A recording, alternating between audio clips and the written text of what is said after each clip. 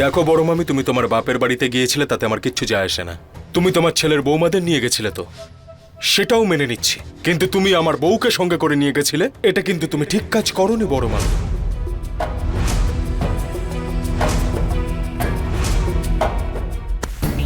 আচ্ছা, এখন শুধু ও তোরই বউ, আমাদের বুঝি কেউ হয় না? যদি আগে জানতাম না ও আমাদের কেউ নয়, তাহলে হয়তো ওকে আমরা নিজেদের সাথে নিয়েও যেতাম না। তাছাড়া ওকে তো আমি নিয়ে যেতেও চাইছিলাম না। আর তাছাড়া তোর এই উল্টোপাল্টা কথা শোনার কোনো ইচ্ছা আমার নেই। এবার আমার ওপর দোষ দেওয়াটা বন্ধ কর আর মুখ সামলে কথা বল। জানি জানি, ও সুসাইডের ভয় দেখিয়ে গিয়েছিল, তাই না? নাটক করে।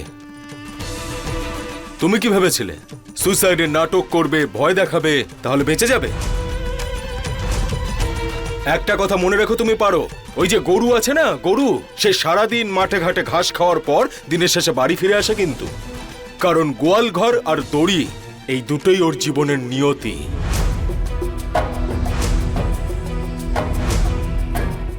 কি তুমি উল্টোপাল্টা কথা বলছো পল্টুদা?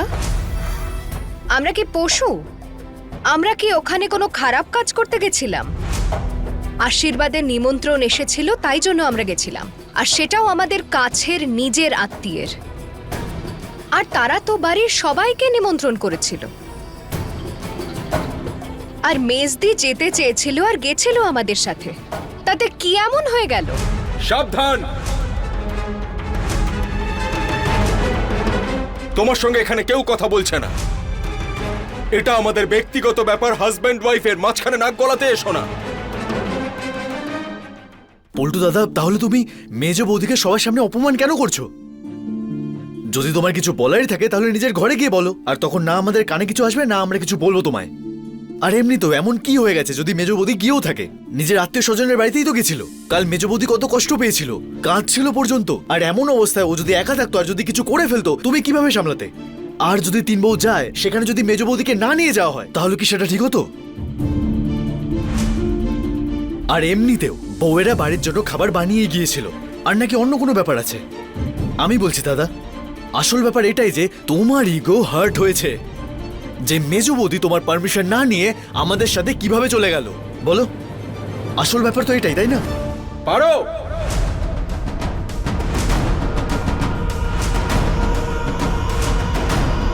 একটা কথা তুমি কান খুলে শুনে রাখো, এক্ষুনি যাও আর নিজের জিনিসপত্র প্যাক করো। আমি তোমাকে নিয়ে গিয়ে তোমার বাপের বাড়িতে রেখে আসবো।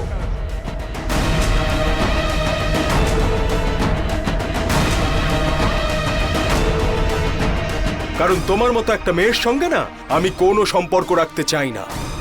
আর তাছাড়া তোমার মতো একটা বোকা মেয়েকে বিয়ে করার পর না আমি নিজের অনেক অপমান করে ফেলেছি। আমার সঙ্গে সম্পর্ক রাখতে হলে আমার নিয়ম, আমার কথা মেনে চলতে হবে, যেটা তুমি করোনি। আর তুমি এখন এই এসব কাজবাজ শুরু করেছো। এখন তোমাকে তোমার বাপের বাড়িতে রেখে আসা ছাড়া আমার কাছে আর কোনো রাস্তা খোলা নেই। যে যাই বলুক না কেন, যেহেতু তুমি আমার ওয়াইফ হও, তাই আমার সিদ্ধান্তই শুনবে। তবুও তুমি যদি বাপের বাড়িতে যেতে না চাও বা বারণ করো বা অন্য কোনো অজুহাত দেখাও না, তাহলে একটা কথা কান খুলে শুনে রাখো, আজকের পর আর তোমার কোনো দায়িত্ব আমার নয়। তোমার আর আমার সম্পর্ক শেষ, বুঝলে?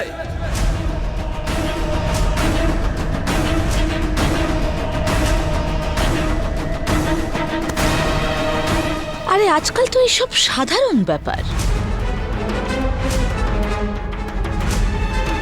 আমাদের সে যুগ তো আর নেই। যদি কাঁধের বোঝাটা বেড়ে যায় না, তবে সেটাকে নামিয়ে ফেলেও দিতে পারি। পল্টু, এই সম্পর্কটা ভেঙে ফেল।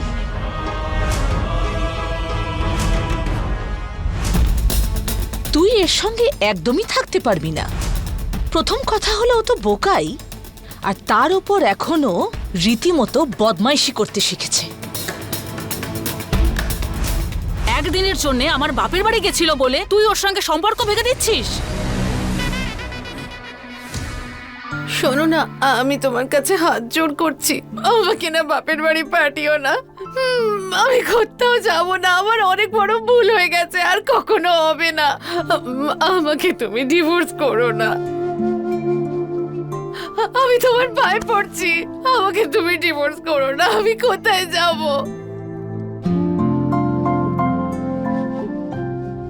আমার যা বলার ছিল তা বলে ফেলেছি। আমার পা ছাড়ো। যাও গে, নিজের জিনিসপত্র প্যাক করো, যাও।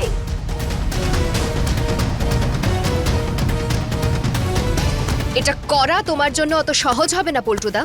সাবধান, আমি তোমাকে শেষবারের জন্য ওয়ার্ন করছি। আমার ব্যাপারে নিজের নাক গলানো বন্ধ করো। এটা আমাদের পার্সোনাল ম্যাটার, তাই তোমার পক্ষে চুপ করে থাকাটাই বেটার। এখানে তো কথাটা নাক গলানোর নয়, এখানে কথাটা হলো একজন মেয়ের অধিকারের। আর কোনো মেয়ের অধিকারের লড়াইয়ের জন্য আমি নিজের প্রাণও দিয়ে দিতে পারি। পড়াশোনা শিখেছি, এটুকু যদি করতে না পারি তো কি করেছি? নিজের শিক্ষাকে ঠিকমতো প্রয়োগ করতে খুব ভালো করে জানি আমি। দেশে আইন আর পুলিশ আছে, আর তারাও মহিলাদের সুরক্ষার জন্য প্রস্তুত। যদি তুমি আজ মেজদির সঙ্গে কোনো খারাপ আচরণ করো, তাহলে মেজদিও আজকে পুলিশের কাছে যাবে।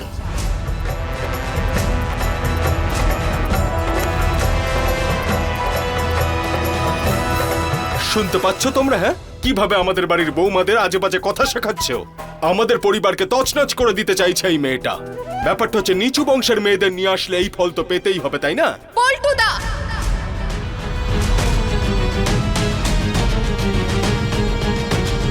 নিজের কথায় লাগাম দাও, না হলে কিন্তু আমি ভুলে যাব যে তুমি আমার আত্মীয়।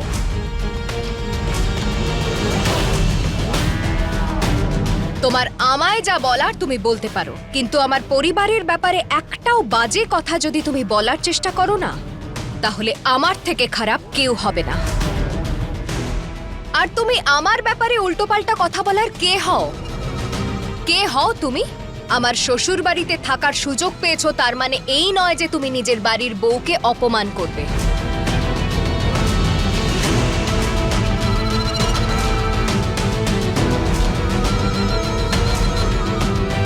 এই মেয়ে, কি বললি? তোর শ্বশুর বাড়িতে আমাদের দুজনকে আশ্রয় দেওয়া হয়েছে? মানেটা কি? মায়ের থেকে সেটাই শুনেছি পিসিমা, যে এই বাড়িটা আমার শ্বশুর মশাই তৈরি করেছেন, তোমার বাবা করেনি। আর লিগালি এই বাড়িতে তোমাদের কোনো অধিকার নেই।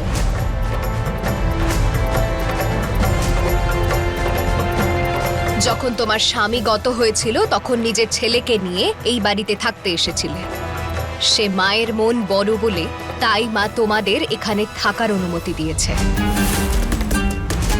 আর আমরাও ভালো মানুষ বলে এখানে একসঙ্গে তোমাদের সাথে থেকে অ্যাডজাস্ট করার চেষ্টা করছি। কিন্তু তার মানে এই নয় যে তোমরা বারবার আমাদের বিরক্ত করবে, হুমকি দেবে, আর তারপরেও নাকি আমাদের থেকে আশা করবে যে আমরা তোমাদের সম্মান করব। পিসিমা, তুমি যেটা করেছিলে না, তার জন্য কিন্তু আমি তোমায় পুলিশেও দিতে পারতাম। পুলিশকে তো আসতেই হতো, সঙ্গেই খুনি মেয়েটাকে ধরে এনেছে যে। এখনো কিন্তু আমার দোষ প্রমাণ হয়নি পিসিমা। তুমি আমার মাকে শেখাতে এসো না কাকে কি বলবে কি না। আর কি ভুল বলেছে? তুমি একজন খুনি। কিন্তু শুধু তোমার বয়সকে মর্যাদা দিয়ে আমি এমন কিচ্ছু করিনি। মনে আছে তো তোমার? তুমি কিন্তু মাকে ভুল ওষুধ খাইয়েছিলে। আরো একটা কথা শুনে রাখো পিসিমা, তোমার এই আদরের ছেলেকে বোঝাও, এর পরে যদি ও আরেকটা ভুল করে তাহলে আমি কিন্তু চুপ করে থাকার মানুষ নই।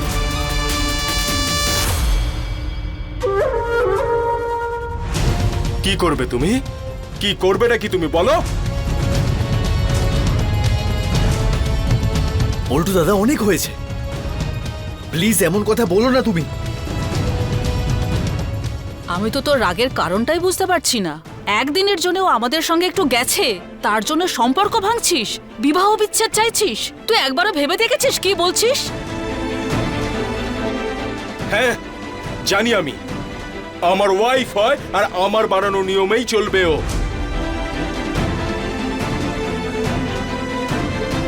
তুমি তোমার স্ত্রীকে বাজার থেকে কিনে এনেছো নাকি যে এসব কথা বলছো? ঠাকুরপো, তুমি এত রাগ করো না। তাছাড়া আমরা কোথায় যাই বলো? কোথাও তো যাই না। এখন আশীর্বাদের অনুষ্ঠানের জন্য মামা সবাইকেই ডেকেছিলেন, সবাইকে নিমন্ত্রণ করেছিলেন। আমরা সবাই যাচ্ছিলাম, আর মেজরও তো ইচ্ছে ছিল যাওয়ার। তুমি তো জানো যে কতটা ছেলে মানুষই আছে এখন ওর মধ্যে, কিন্তু মনটা খুব পরিষ্কার ওর। আমি কারোর কোনো কথা শুনতে চাই না, আমি যেটা ডিসাইড করেছি সেটাই হবে। পল্টু দাদা, তুমি কিভাবে নিজের থেকে এসব কিছু ঠিক করতে পারো বলো? তা কে ডিসাইড করবে যে কি হবে? আমি আমার ওয়াইফের সঙ্গে থাকবো কিনা এটা? আবার অশান্তি, আবার একটা ঝামেলা। যেদিন থেকে এই মেয়েটা বাড়িতে এসেছে এমন একটা দিনও গেল না যে এই বাড়িতে অশান্তি হয়নি। আমাদের বাড়িতে তো যেন অশান্তি লেগেই আছে। এবার আমি ছোটুর সাথে কথা বলবো। নিজের বউকে ডিভোর্স দিয়ে এই বাড়ি থেকে যদি না তাড়ায় না, আমাদের সম্মান ধুলোয় মিশে যাবে, কিচ্ছু বাকি থাকবে না। আমাদের বংশের যতটুকু সম্মান এখনো আছে সব হারিয়ে যাবে। তুমি কোন অধিকারে ছোটুকে এই কথাটা বলবে? তুমি ওর কাকা হও, কিন্তু আমি ওর মা। আর আমার ছেলেদের ব্যাপারে কোনো কথা বলার অধিকার আমি তোমাকে দিইনি। তুমি আমার বৌমাকে আমার বাড়ি থেকে বার করছো। তুমি বিবাহ বিচ্ছেদের হুমকি দিচ্ছ। এত সাহস তো আমি তোমাকে দিইনি ঠাকুরপো। বৌদি,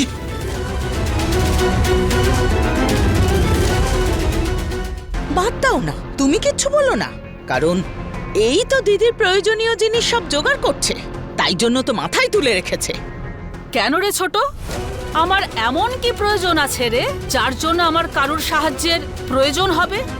আর এই কথাটা কি ভুলে গেছিস যে এই বাড়িতে আমি তোকে বৌমা করে নিয়ে এসেছিলাম? দেখ, আজই আবার মাথার ওপর চড়ে নাচছিস। আর আমি জানি যে এই সাহস তুই কোথা থেকে পাচ্ছিস। আর আরেকটা কথা তুমি মন দিয়ে শোনো ঠাকুরজি, তোমার তো এই বাড়িতে থাকার কোনো অধিকারই নেই।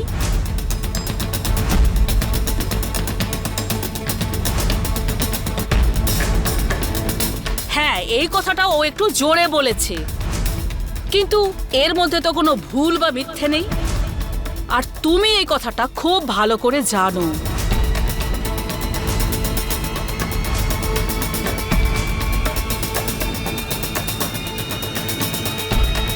আরও একটা কথা আছে পিসিমা, যে পুলিশ কেসে তুমি আমাকে ফাঁসানোর চেষ্টা করেছিলে না, সেটা আমি যে কোনো সময় ওপেন করাতে পারি।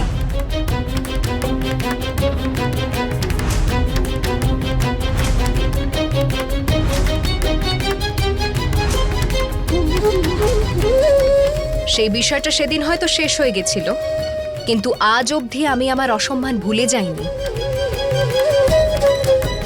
তুমি আমাকে খুনি বানানোর চেষ্টা করেছিলে না, এই অপবাদ আমি কখনো ভুলতে পারবো না। তখন আমি তোমার আসল চেহারা সবার সামনে দেখাতে চাইনি, কিন্তু আজ তুমি আমাকে বাধ্য করালে। যদি মেজদির গায়ে একটাও আঁচড় আসে না, একটাও, তাহলে আমি তোমার আর তোমার ছেলের কি অবস্থা করব সেটা তুমি ভাবতেও পারছো না।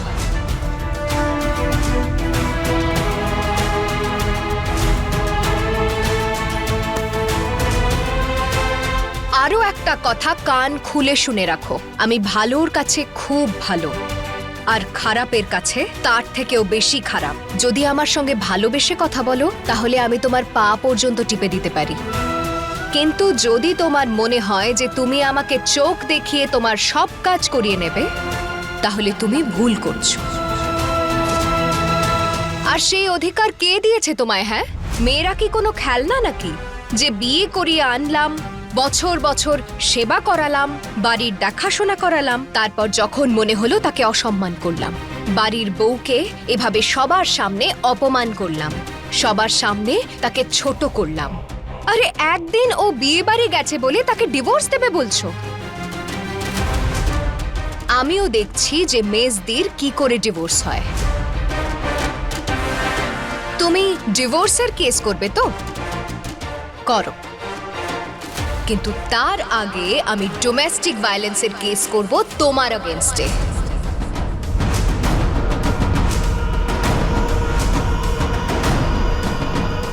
আর আজ পুলিশ স্টেশনেও যাব।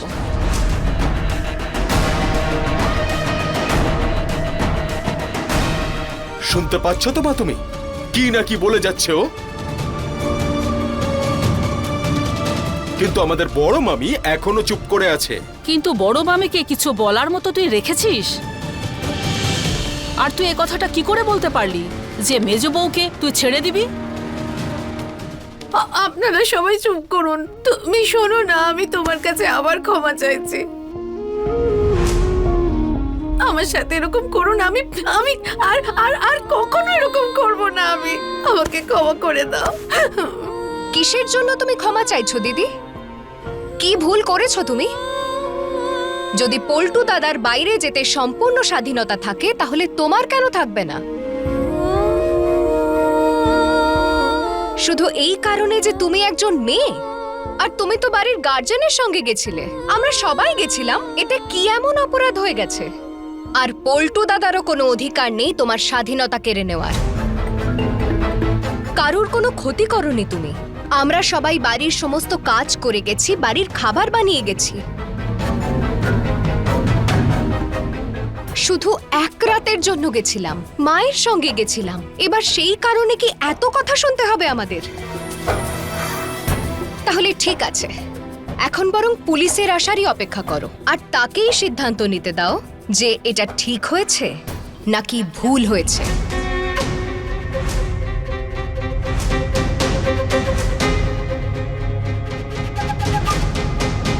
তুমি আমাকে পুলিশের ভয় দেখাচ্ছ?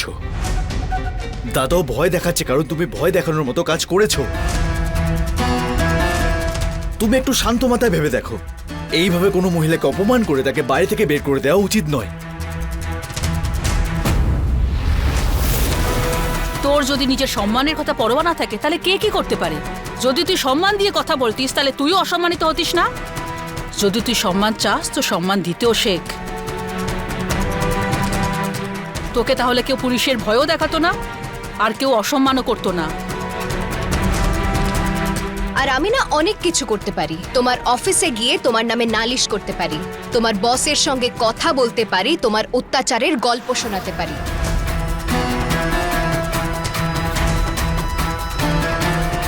লড়ে নিও আমার সাথে। আমরা তো মেয়ে, তাই জন্যই সবাই আমাদেরই দুর্বল মনে করে। মেয়ে বলে যখন খুশি বাড়ি থেকে বার করে দিলাম, ডিভোর্স দিলাম, হুমকি দিলাম, বাপের বাড়ি ছেড়ে এলাম। আর আমরা মেয়েরা সারা জীবন ধরে শুধু চোখের জলই ফেলে গেলাম। বাপের বাড়িতেও সম্মান পেলাম না, আর এখানে শ্বশুর বাড়িতেও সবার পায়ের তলায় রেখে দেওয়া হয় আমাদের। কেন? তোমাদের কারোর ঘর গৃহস্থ বাড়ির বউ ছাড়া তো চলে না। নিজেদের কাজ করার কোনো ক্ষমতা নেই, শুধু বড় বড় কথাই বলতে জানো। চুপ চুপ চুপ করো না, বলো না, আর বলো না গো। অহনা, চুপ কর না, কেন কথা বাড়াচ্ছিস? দিদি ওকে বলতে দাও না। আমরা চুপ ছিলাম বলেই তো এই দিন ওকে দেখতে হচ্ছে। অন্তত ও তো বলছে, আমরা তো কিছু বলতেই পারি না। যখন ও আমাদের হয়ে লড়ছে তখন আমরা ওকে সঙ্গ দিতে পারি না?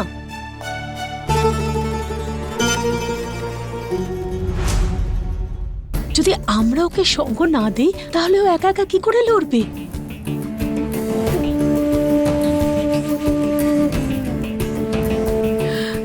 মিতা, তুই এত কথা এই জন্য বলতে পারিস কারণ তোর বর তোর পাশে আছে। আমার বরকে দেখ তুই। আমি আর পারবো না মিতা। আমার বাবা মা না, ওদের কোনো ক্ষমতা নেই। আমি ওদের থেকে কোনো সাহায্য পাবো না, বোঝ। তাই জন্য নিজের সাহায্য নিজেকেই করতে হবে মেজদি।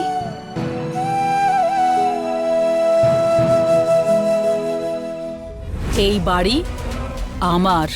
এই বাড়িতে তোর সারা জীবনের জন্য থাকার অধিকার আছে। আর আজ আমি তোকে কথা দিলাম যে এই বাড়ি থেকে তোকে কেউ বার করতে পারবে না।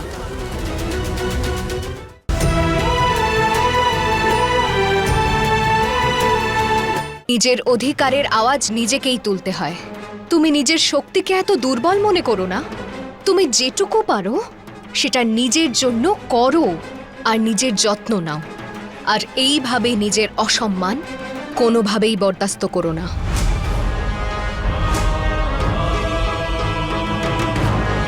শোন পল্টু, এখন যুগ বদলে গেছে।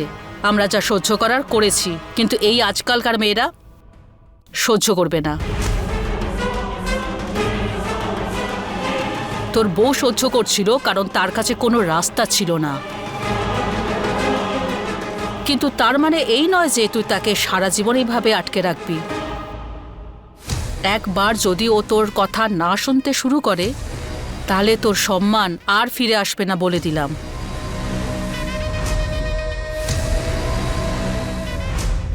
এই বাড়ি আমার। এই বাড়িতে তোর সারা জীবনের জন্য থাকার অধিকার আছে। আর আজ আমি তোকে কথা দিলাম যে এই বাড়ি থেকে তোকে কেউ বার করতে পারবে না।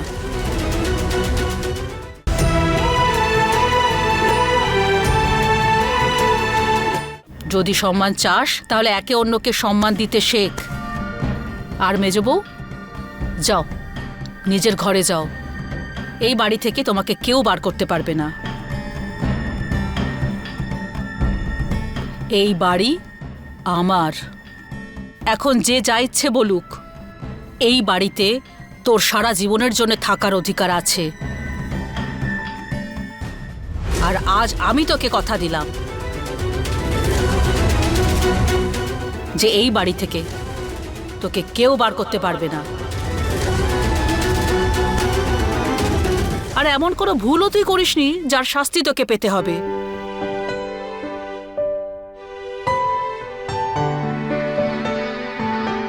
যাও, সবাই যাও এখান থেকে। এখানে দাঁড়িয়ে থাকার কোনো প্রয়োজন নেই।